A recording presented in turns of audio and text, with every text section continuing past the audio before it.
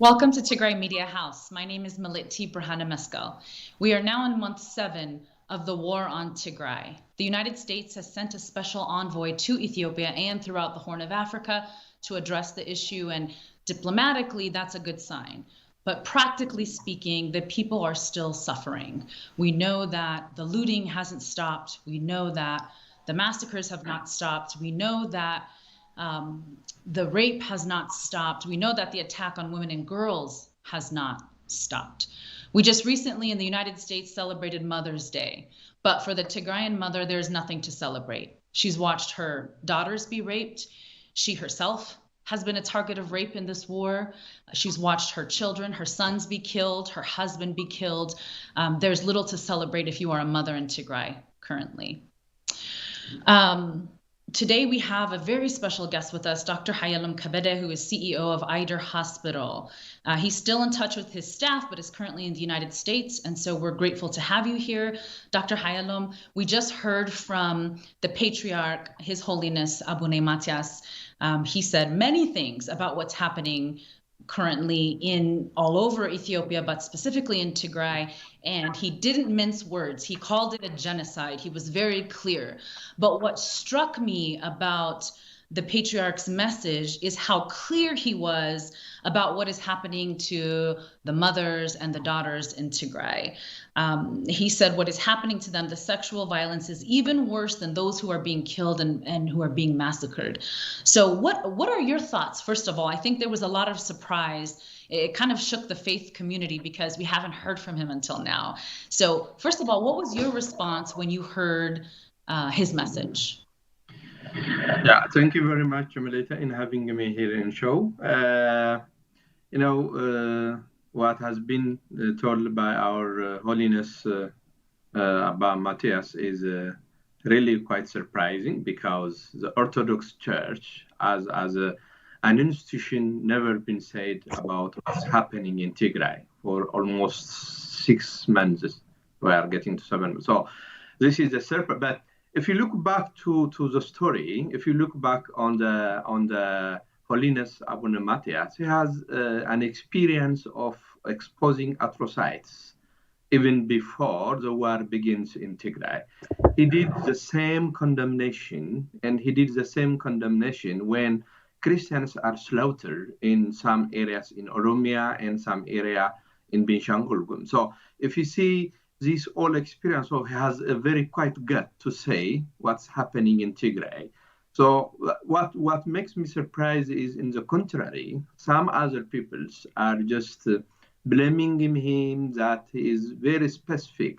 Is very specific only in Eider, only specific in Tigray, but they don't. I think they missed the point that the way he disclosed and the way he condemned before the start of the war make him a perfect top to condemn even the Tigray atrocity. He also mentioned atrocities elsewhere in the country, but he gave specifically to Tigray because Tigray is the one which is under brutal sufferings by foreign enemy country.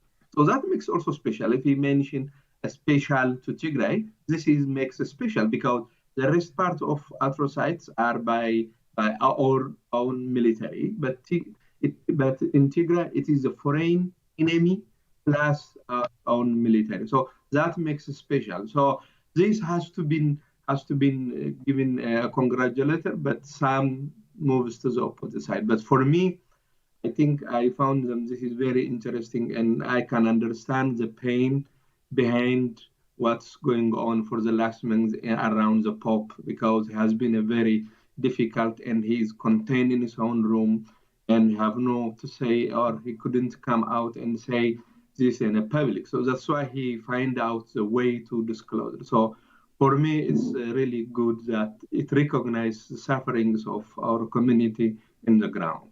Yes, and we know now that he is house arrest. At least that's what we're hearing now, is that he's on house arrest, which is unfortunate. The man who brought his message is Dennis Wadley, and he shared firsthand accounts of what he saw, because he and his wife spent a significant amount of time in Tigray, and actually they've done a lot of work in Tigray over the last 11 years. It was interesting to learn about that. But he specifically said, the people in Tigray are starving. There is no food. And he was in Mekelle. So, he spoke of orphan children whose family members have been killed and now they're left alone. He spoke of amputee children who were either caught in the crossfire, or he talked about the rape that is happening on the ground. First of all, I thought it was really brave that he was willing to speak up about what he saw, because a lot of NGOs on the ground are not willing to do so. Can you talk about what your staff is telling you in terms of what they're seeing and what they're experiencing? Yeah. When it comes to what's happening in Tigray, particularly what's coming out from Tigray, is really quite disturbing. And I just want to look on the perspective of what's coming to Ida. And it was sometimes I must be just argue that some people claimed that rape, in a war zone, rape could be happen, but this is beyond rape. It's beyond rape. How can you just after you rape? How can you insert a hot metal to a girl or woman's genitalia? I don't think this is just a normal one, because I just try to look back to what's happening in a genocide in Rwanda. I also look at that, and this has not been even to that magnitude. And what's happening in Tigray is beyond that, what's happening or what was happening in Rwanda. So in regard to girls and women suffering in Tigray is still continue. And I have very recent reports from a day before yesterday. It reaches out that in Eider only, more than 410 are reported. And overall Tigray is more than 1,100 rape cases are reported. So this is only a tip of an iceberg, because only those who have a very cause of, for instance, if they are pregnant, if they feel some sort of pain, or if they think that they have developed something unusual and they just came to hospital and check. But the rest are just left out, and they couldn't find the transportation, and they are also fear of reprisal from the military, because still Eider is also occupied by the military. So this all makes very difficult for our girls and women to come out. So this latest data show us still continue. When I was there on March, it was around 365 in Eider, and it has been 825 in Tigray. But within that, it increases again 410 within the last 3 weeks. And it becomes more than 1,100. And in some cases, for instance, what I have a very credible information is in housing, for instance. They just vandalized the hospital again, because it has been vandalized before, and then it is reoccupied, and it will refurnish it again. But now, the military occupied the housing hospital, and they use that premises of hospital for raping of girls. So they just brought girls from everywhere, and then they put in a hospital and they rape. So this makes it is as a means to subdue as a community, and to just make the people of Tigray to live in a fear and in a panic, and not to do anything or to resist. But this makes, I think, a very miscalculation to the conflict actors on the ground, because one, this has happened again and again, and the people will make the struggle quite fierce, quite very tight, and will be very, very monumental. So I think that is a point they missed, because this is really quite makes our society quite fear, or resistance is really quite mounting on a daily basis. Oh, yes, I think it will just strengthen the resistance. It won't help at all. What you just said is really troubling. Actually, we've heard that hospitals and schools, universities, different public places that were places of healing, have now been turned into, you could call it a rape factory. There is rape happening, and it's largely, out in the open. People know. This is really disturbing. So you're confirming that that is in fact happening. You've heard that that's happening in Hausen, at least at that hospital. Yes, yes. This is happening in housing and also in Gijet and Samra, because this area are not accessible to any humanitarian organizations, and because they are not allowed to move to housing Samra and Gijet. So these hospitals and the health centers that has been used and refurnished after they have been demolished, refurnished again, they used by the Eritrean militaries mainly in Samra and Gijet, and the Ethiopian National Defense Force is also involved. So in these three areas, so they use the hospital and the health center premises as a rape, because they found out they have doors and everything, so they use it as a rape places. So this is quite disturbing what's happening in Tigray. So even you can see also the number. So it was in early May, in the middle of March, it was 825 in Tigray. Now it reaches to 1,100. So yeah, the government always claims that they are taking measures, but it seems it's not attainable because the number is increasing. Those who came with claiming they have sexual transmitted disease, and most of them have a city developed hepatitis positive, and most of them are HIV positive. So most of them also have pregnant positive. So these are girls and women are still there in a nightmare that the number is not increasing. Rather, it's also just moving higher up again and then again. So it's really quite disturbing what we heard and what we see.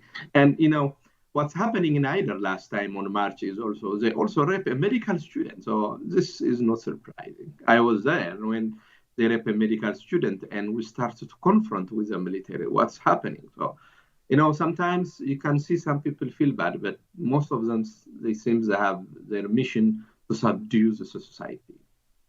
Wow. The numbers, I want to talk about the numbers, because you said the women who are coming forward are women who are either pregnant, who have some type of sickness, or they can tell something has changed in their bodies, clearly. What do you think the true number is? Because we know the stigma around rape really anywhere, but especially in Ethiopia. We know the stigma of being raped. So what do you think the true number is? We don't know what's happening in the countryside. Do we? Do we have any indication? No, that's a disturbing point is also that one, because those who came are the only who got a chance of transportation to come to the health centers. Those who are not in a rural area, they are really quite unattainable, and they are not really in help. So the number is expected to be in thousands. It could be in 10,000 or 15,000. Could be, because there is in the world, there is a way in every rape cases you can find tenfold cases around. So it could be more than that. So, and there are areas which has never been in accessible so far, even by any of the NGO or the non-governmental organization. So you can imagine what's happening in that area. And we are witnessing quite a lot of problems in this area too, because there is malnutrition, and the kids are really quite malnutritive. And there are mothers who have very big problems, and because pregnant mothers cannot deliver in a health center anymore. So this all makes in the rural area is really quite, the number is in more than, because it's beyond 10,000 and beyond that. So it's really quite painful. Do you know anything? Some women are being infected with HIV. I think I've heard that that's intentional. They're intentionally infecting women. I know some soldiers have refused to wear condoms. We've heard from survivors. Do you know anything about the magnitude of that, or how significant that is? Yeah, I think we have to make sure that, because but I know few cases when I visit to these areas, when we go and when they came, we have what is called one-stop center. I met some of the girls, and then they are HIV positive, and then We have to make sure that I can have it. How many of them are HIV positive? How many of them are hepatitis positive, and how many of them are pregnant? But in the practical matter now, I have no the data in my hand, but I know few cases who are already positive. Even one of the girls, I think a woman, and she said that she was raped by five, and she told them that she's even positive, but they said fine, and then we'll make them positive for the rest part of the women that were being raped again. They say so. This is just an deliberate action. Sometimes you cannot. I cannot exactly tell the number, but I can come out later that exact number what's happening here. You said she told the soldier that she had HIV, and he said, good, because now he can infect. If he is now infected, he will spread that infection on. Wow. Yeah, That because she was our patient. She used to take some medications of this RT, and she told them that she has HIV positive. But they said, fine, we'll take this virus to the rest part of the women in Tigray, and then it's fine. And they rape her, five of them. And you can imagine these five of them, if they go to the rural and to the urban, and if they just have rape again, and then you can imagine how it propagates to the whole part of Tigray. So you can imagine the number in that way too. just when I think the sexual violence, it can't get any more vile, we hear these kind of stories. It just continues to get worse. What, if anything, can we do right now to help? Is there, I mean, the biggest thing is we're trying to get the war to end. I mean, that's the biggest thing. But is there anything that we can do now? Do the women have access to antiviral drugs? Do they have access to abortions? We also know how taboo abortion is in a very religious place like Ethiopia, and specifically even Tigray. But do they have the tools? I mean, medical facilities have been looted. Do they even have the tools to address these things? Yeah, those who came to IDA, we try to address them and we give them anti-hepatitis and we provide them if they are HIV positive, the relevant drugs. We give them ART if they are in ART, and then we'll give them. But yeah, those we need is also termination of their pregnancy. They are also, if they are willing, and then it's also possible to terminate. So we did that too. We have quite a lot of them, and they agree, and then the pregnancy is terminated.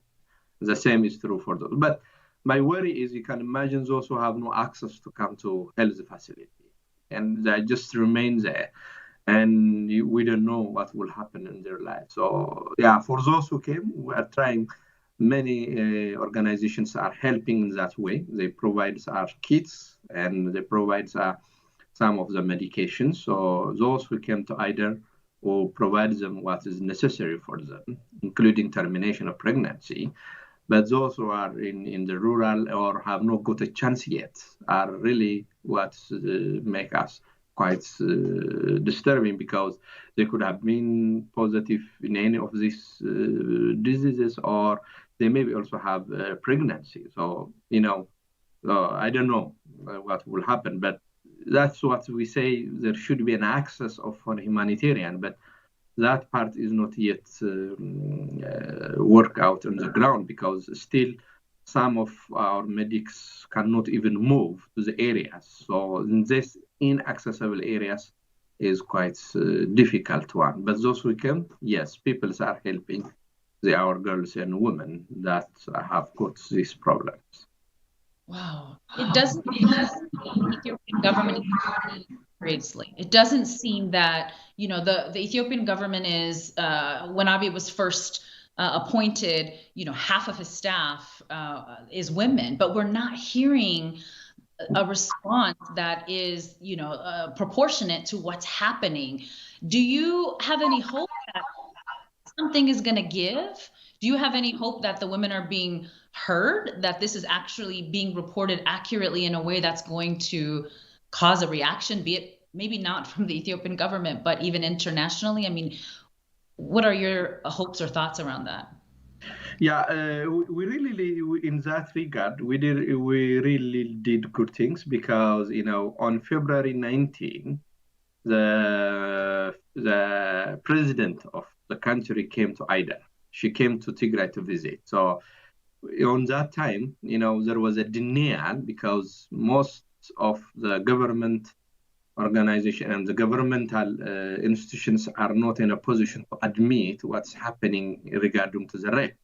So we talked with the president and we took her to the place where she can see the rape victims. And then finally, as a person, because she is also a woman, she was literally crying and she feel bad that this is really quite true. So I think after she go back, of course she didn't express it very well, but it seems that the government starts to admit this magnitude of atrocities a little bit earlier. So they are admit, but it seems that they cannot control anymore on the ground because Eritreans, they do their own whatever they want. So they are unaccountable, and Ethiopian National Defense Force also do without accountability. So the problem is whenever these ministers, Minister of Women and all these women ministers, they have no that much capacity to change on the ground. The ground is simply maneuvered or controlled by the security agents. And these security agents are also usually they have no any accountability. So they did whatever they have. So whether people cry in Addis doesn't make sense or doesn't help on the ground because on the ground what is happening is quite different. So yeah, that we need to work out. I think as a government has to, because it's a generation is losing anything that. It's a generation because it's all of our girls and women are really quite suffering. I just, as I say, it is beyond 10,000 probably. It's the smallest estimation. So you can imagine that all these ministers I never heard of this just condemning in a public. I only heard the president came and we took her and she tried to at least mention in her press release, but the rest of ministers, I think I didn't see. Only the Minister of Health, Dr. Lia, know the details because we gave her all the details and she know it. But I don't see her also in condemning in public. But yeah, that's. Leah, make a single statement about this. Maybe I've missed it. Dr. Hayalum Kabede, CEO of Eider Hospital, thank you so much for taking the time. Thank you for being with us. We have a short clip from a survivor that we're going to show here, and then we'll come back with Ma'bel Gabramedhin from Tigray Action Committee to talk about what women in the U.S. are doing to help. Thank you so much, Dr. Thank you very much for having me. My name is Helen. I came from my cadre. I worked in a cafe. The reason I'm here is because there were gunshots and killing everywhere.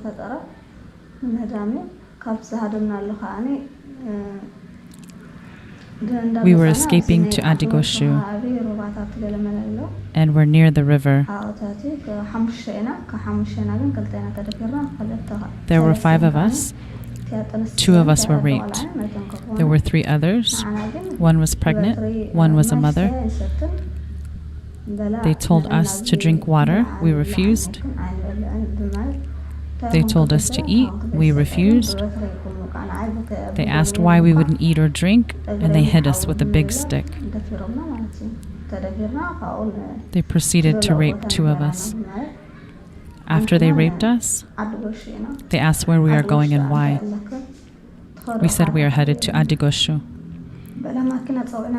They asked if there was anywhere else we're going. They said a car is waiting, and it took us to Adigoshu. We walked the rest of the way. There were 3 men who attacked me. 1 told another to hold my legs. He refused and walked away. But there were 3 of them.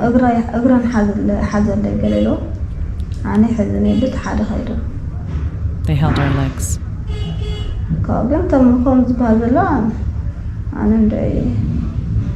They were soldiers.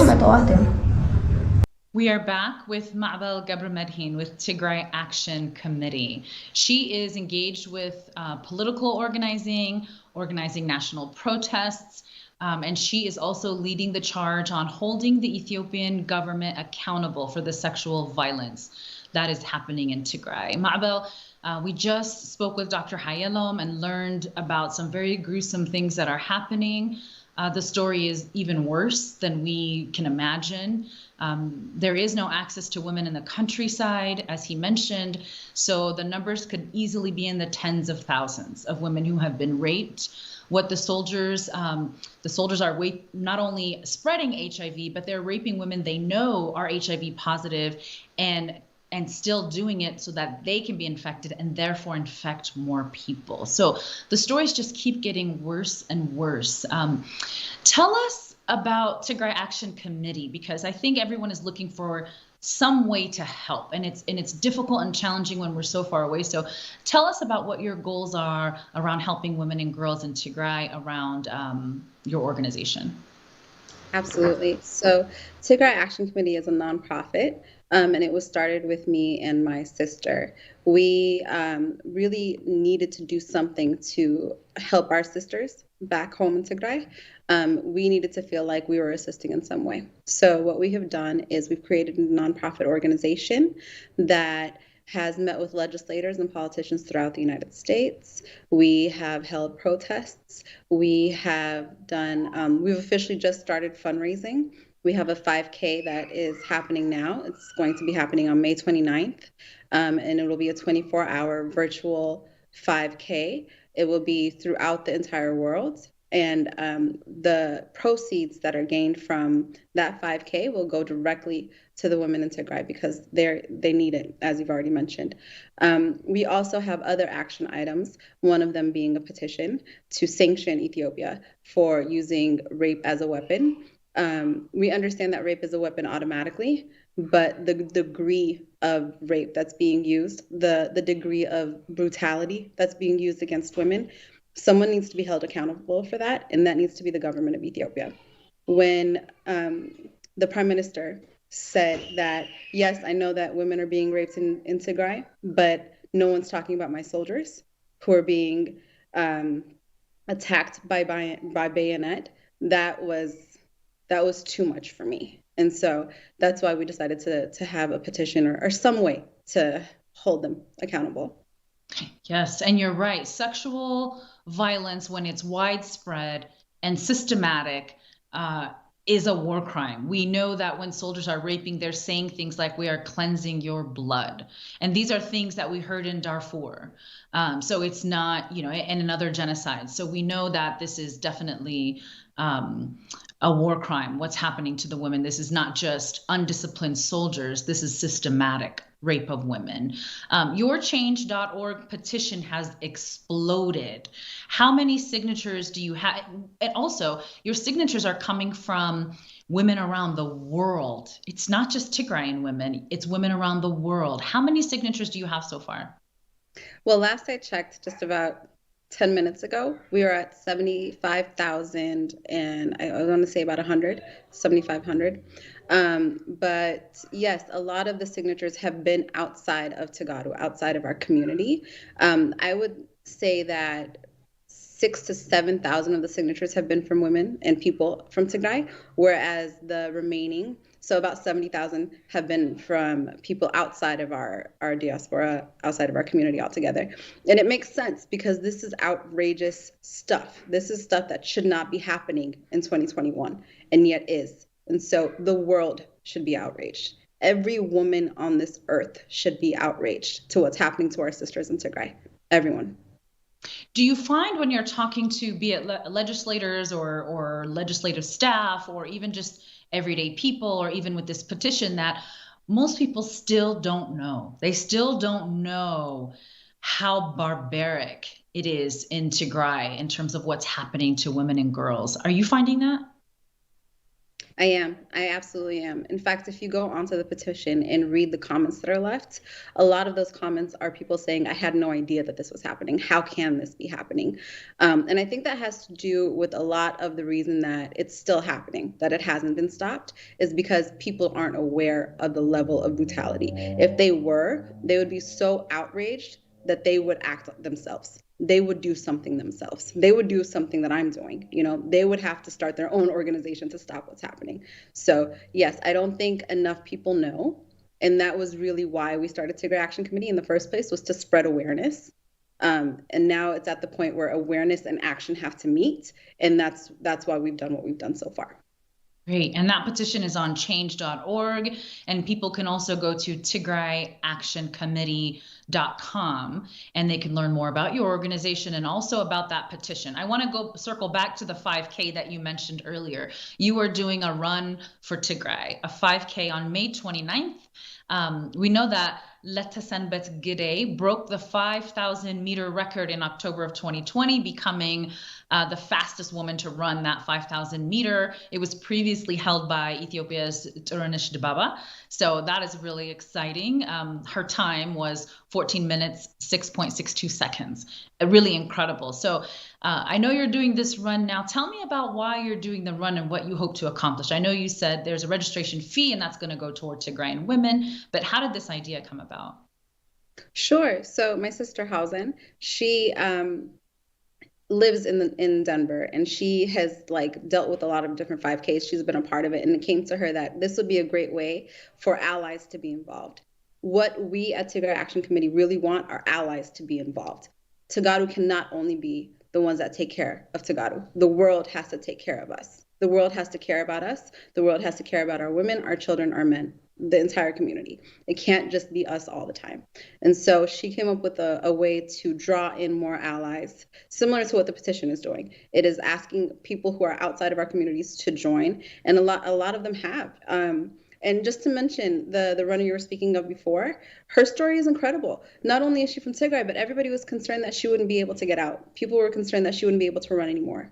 I have been following her on Instagram for a long time, and I saw those concerns. So the fact that she's succeeding, I think, really shows our tenacity. It shows the strength of Tagaru, but also the strength of Tagaru women. We are strong, we don't give up, and we continue fighting. Thank you so much, Ma'amel. And this is going to be a virtual run, so people can do this around the world. It's not a run that's just happening in Denver or just happening in New York. This is a run that's happening worldwide, and people can go to tigrayactioncommittee.com to register and to learn more information. So thank you for what you're doing, Ma'amel. I think there is a sense of grief and sorrow and frustration because people don't know how they can help, and you're offering a way to help be a part of the solution. So thank you for what you're doing. We will continue bringing you back to talk about your successes, and we'll see you on May 29th for the run. Thank you. I really look forward to that. Thank you so much. Thank you.